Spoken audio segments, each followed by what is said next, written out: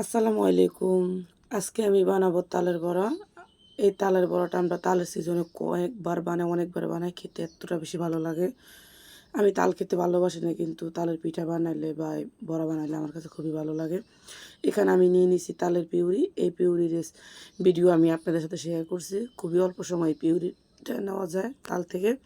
এখানে দিয়ে দিচ্ছি আমি পরিমাণ মতো লবণ, আর তার সাথে একটু আমি গুঁড়া দুধ, পাউডার দুধটা দিলে পিঠার স্বাদটা আরও বেশি বেড়ে যায়। এটা স্কিপ করতে পারেন যদি আপনাদের হাতের কাছে না থাকে।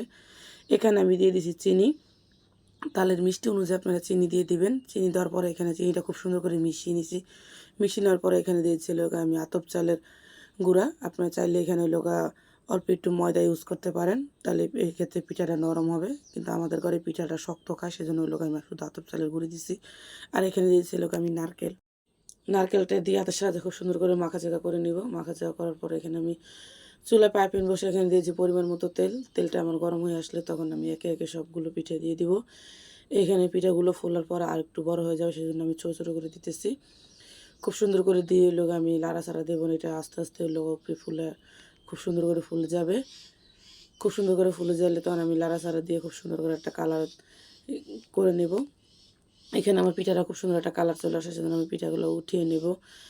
এইখানে পিঠার কালারটা আমি একটু কম করছি, কারণ এটা ঠান্ডা হওয়ার পরে কালারটা আরও বেশি আরও হয়ে যায়, সেই জন্য এক এক আমি সবগুলো পিঠা ভাজে নিব। এখানে আমার সবগুলো পিঠা ভাজা হয়ে গেছে। কতটা সুন্দর আর কতগুলো পিঠা হয়েছে দেখেন।